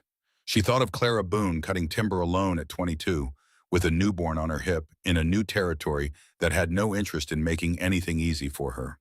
She thought of Reed's hand on her shoulder in the dust outside the chapel, present and solid and completely calm, telling her without words that she could stop if she needed to, but that she did not have to stop alone. She did not stop. Push, Edna said. One more. Don't stop now. Don't stop. She did not stop. And then a sound split the air of Clara Boone's cabin like the first strike of a hammer on cold iron on a winter morning. Thin, furious, absolutely certain of its own existence. A boy, Edna said. Her voice had come undone from its steadiness entirely and was now something raw and full of wonder. Nora. It's a boy. She placed him on Nora's chest. He was small. Too small, born 3 weeks early, his face red and creased and already furious with everything his fists clenched, as if he had already formed opinions and was prepared to defend them. But his lungs were strong and his heart was beating against her palm when she put her hand on his back, fast and steady and completely incontrovertibly real. "Hello," she whispered. The baby stopped crying. Between one breath and the next, he heard her voice and went quiet, as if her voice was the one specific sound in the world he had been trying to locate since before he was born. "He needs a name," Edna said softly. Nora looked down at her son. His eyes were closed. One hand had found the edge of her dress and was holding it with the fierce, specific grip of something that has decided to stay. "Edmund," she said. "His name is Edmund." She looked up at Edna. "But we'll call him Eddie." Edna smiled and wiped her face with the back of her wrist and did not try to hide that she was doing it. Outside the cabin window, the late afternoon light was going gold over the Kansas plain, and somewhere in the cottonwoods along the creek, a meadowlark was making its argument for the value of the evening. Reed arrived at sunset. Doyle Ketch's granddaughter had found him on the road back from Dawson's place and had shouted the news at full gallop before her horse had stopped. He had ridden the rest of the way as fast as the horse would carry him. He came through the cabin door already knowing. He stood in the doorway with his hat in his hands and he looked at Nora holding the baby, and his face did something she had never seen it do before. It broke open. Not crying. Reed Boone was not a man who cried where it could be witnessed, and she did not think he was going to start now. But something behind his eyes came apart in the specific way that happens when a person has stopped believing that certain things are still possible for them and is then proved wrong about the limits they had accepted. "Come here," she said. He crossed the room. He sat on the edge of the narrow bed. He looked at Eddie, at this small, furious person sleeping against Nora's collarbone, with one fist pressed against her chest. "He's small," Reed said. His voice was rougher than usual from the ride and from whatever he was holding together. "He's early. He's perfect. He already looks like he has opinions." Reed made a sound that was most of a laugh. She heard it catch in his throat before it could complete itself. He looked at her. "May I?" She placed Eddie in his arms. She watched this man, this quiet, damaged-voiced cowboy who had ridden 60 miles for a piece of paper and slept on porches and cleaned wounds and taken a punch to the face without retaliating and never once asked for anything in return, hold her son with the careful, terrified precision of someone who has been given something he does not believe he deserves and is determined not to damage it. Eddie opened his eyes. Gray, clear, the color of creek water in late autumn. Reed looked at him for a long time without speaking. "He's not mine," he said finally. He said it plainly without any self-pity in it. "Just a man being accurate about a fact." "I know that," Nora said. "But you're holding him like he is." Reed looked at her over the top of Eddie's head. "If you'll let me," he said, "I'd like to be the man who teaches him what it looks like to be good. Not his father, I understand that. Not that. But the man who's there, the one who shows up every time." He paused. His damaged voice carried the weight of what he was saying without the words needing to do extra work. "My mother didn't have that. I didn't have that. Your father gave me a piece of it one night in a flood with a rope and a lantern, one act of a man doing what needed doing because he was there to do it. And that was enough to make me into someone who could stand up when it mattered." He paused again. "I want to give this boy more than one night." "Yes," Nora said. The word was barely audible. "Yes, I'll let you." He held Eddie until the baby slept. Then he placed him back in Nora's arms with the same deliberate care he brought to everything measured and intentional, each movement a kind of commitment. He sat down on the floor beside the bed with his back against the wall. He did not leave. She did not ask him to. The weeks that followed changed Cold River the way water changes stone, slowly and visibly, continuously and permanently, without announcement and without asking permission. Nora was back at the forge within 10 days, Eddie in a basket near the bellows where she could see him and where the warmth of the forge kept him comfortable and the rhythm of the hammer seemed to settle him in the same way it had settled her all her life, as if it were the sound of something working correctly, something doing what it was made to do, and that sound was reassuring at the level below language. Edna Haney came every morning. She had discovered that she possessed a natural facility for measurement and bookkeeping that the forge had needed for years, and she applied herself to it with the focused energy of a woman making up for lost time and not intending to waste any more of it. Within a month, 2 more women had come. A widow from a farm 8 miles east whose husband had left her nothing but a broken harness and a mortgage that was going to outlive her current options.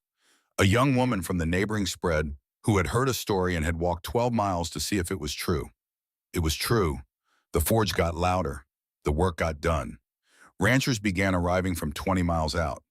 A cavalry officer passing through ordered 40 horseshoes and told his regiment. A wagon train heading for California stopped for repairs, and the trail boss told 2 other wagon trains he met further on that the best forge work he had encountered between St. Louis and the Sierra Nevada was at the end of a main street in Cold River, Kansas, run by a woman worth a detour. The money came. Not a flood, never a flood, but a steady, reliable current, the kind you can navigate rather than survive. Nora paid Edna first, then the widow from the East Farm. She paid fair wages from the first day and did not apologize for expecting fair work in return, and she got it. 3 months after the Sunday morning in the church, she forged the ring. Not a wedding ring, not yet. Something else first, something that needed to exist before anything else could be built on top of it. She worked it for 2 days. A circle of iron closed and continuous hammered from a single length of stock without a weld or the seam anywhere in its circumference. She heated it and shaped it and quenched it and heated it again, working it until it sang under the hammer, until the metal was even and smooth all the way around, until there was no point in the ring that was weaker than any other point. An unbroken thing. She hung it above the forge door. Reed was watching from the doorway with Eddie on his hip, the boy grabbing at his collar with both hands, with the intensity of a person who has recently discovered that grabbing things produces interesting results. "What's it for?" Reed asked. She stepped back and looked at it, the iron ring black against the weathered wood of Edmund's doorframe, catching the afternoon light differently depending on the angle. "It means pain doesn't get the last word," she said. "It means you can take everything from a woman. Her name, her skin, her standing, her peace of mind. And she can still build something that doesn't have a seam in it, something that holds all the way around with no weak point." He was quiet for a moment. "That's a lot of meaning for one ring." She looked at him. "It's a lot of woman for one ring to represent." The corner of his mouth lifted. That rare, brief Reed Boone smile that started slow and worked its way across his entire face when it arrived and made those gray eyes warm in a way that had nothing to do with the forge behind them. She had seen it perhaps 15 times in all the weeks she had known him and had never stopped noticing it.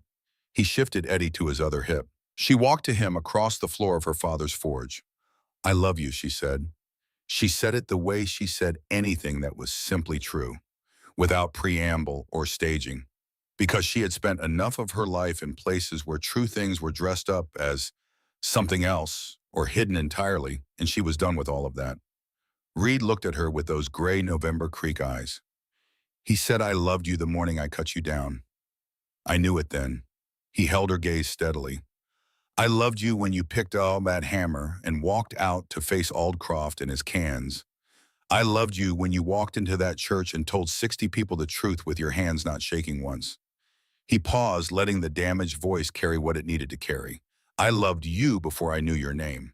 I saw you standing at that post, and I thought, that is the woman my mother would have been proud to know. That is the one I am supposed to stand next to." Nora's eyes were burning. She did not look away. He reached out and took her hand, held it the way he held everything careful and strong, and with the precise awareness of how much force he was applying and the deliberate choice to use less. "I want to ask you something," he said. She waited. "Marry me," he said, "not because this town expects it, not because of what happened or what people are going to say or what makes arithmetic sense on paper." He looked at her the way he always looked at her, completely and without evasion. "Because I want to wake up every morning knowing you chose me. And I want Eddie to grow up in a house where he can see for himself what it looks like when two people choose each other on purpose, knowing exactly what they are choosing." Eddie grabbed a full fist of Reed's collar and held on with great conviction. Nora looked at this man who had walked into a square full of 60 people and untied a rope, who had slept on porches and cleaned wounds and ridden 60 miles in the dark for a piece of paper, who had taken a punch to the face and stood still and called the outcome diplomacy, who sat on cabin floors and held babies and never once asked for more than the chance to keep showing up. "I'm a blacksmith," she said. He watched her. "I'll forge my own ring." "Is that a yes?" She put her hand on his face. Rough jaw, warm skin, those gray eyes watching her, like she was the only fixed and reliable point in the world that was otherwise full of variables. "That's a yes," she said. He kissed her, or she kissed him. The question of who started it did not seem important, and neither of them was going to spend time on it. What mattered was that it happened. Slow and careful and full of everything they had both been carrying for weeks and had not had the right moment to set down until now. When it ended, they stayed close, foreheads almost touching, breathing the same evening air with Eddie between them, grabbing at whatever presented itself with the comprehensive enthusiasm of a person for whom the entire world is new and interesting and worth getting a grip on. 2 years later, the sign above the forge door read Whitmore and Boone Ironworks. It had been repainted twice because Kansas weather was hard on cedar and on everything else, and Nora repainted it each time with the same deliberate strokes, her name and his name side by side, in letters readable from the street in any light. 11 women worked in the forge by then. They came from across the territory and from further than the territory, following a story that traveled the Kansas plains, the way wind travels low and fast and without asking anyone's permission. The story of a woman who had arrived on a stagecoach from Wichita with a trunk full of iron tools and a 5-month child and a dead man's plan, who had been whipped at a church post and had not screamed, who had built something from iron in the space where shame was supposed to live. Nora did not call it a story, she called it work. The iron ring above the door stayed where she had hung it, black against the weathered cedar, catching the light differently at different times of day, sometimes nearly invisible in the heat shimmer of summer, sometimes bright as a signal fire in the clear, cold air of October. People passing through Cold River asked about it. The women inside told them each version slightly different from the last, and each one true in its own particular way. About a woman who came west as a mail-order bride with iron tools and a dead father's letter. About a cowboy who walked into a town that had nothing to do with him and untied a rope because something needed doing, and he was the one who was there. About a forge that almost burned and a town that had to learn the hard way what it was made of. About a family built not from blood, but from the stubborn, accumulating weight of one person showing up for another, and that person showing up for the next, all the way back through floodwater and fire and a rope in Abilene and a lantern in the dark to the beginning of it. Eddie took his first steps across the forge floor on a September morning, from the anvil to the quenching barrel, his legs uncertain as a new colt's, his face lit with the specific, unself-conscious joy of a child discovering what his own body can do when given the opportunity. He made it all the way across. He slapped both palms against the side of the barrel and laughed. Reed caught him before he swayed too far and went down. Nora stood in the doorway of her father's forge and watched the man she had chosen hold the child she had carried, both of them in the light of the fire she kept burning, and she put her palm flat against the warm stone of the doorframe and felt Edmund's work under her hand, the careful, deliberate construction of a man who had built for the future because he had believed without condition that the future was worth building for. "Thank you, Daddy," she said, not loud enough for Reed to hear, just between herself and the man who had run through floodwater with a rope and a lantern because something needed doing, and he was the one who was there. The hammer was on the anvil behind her where she had set it when Eddie began his crossing. She picked it up. She turned back to the fire. She went back to work.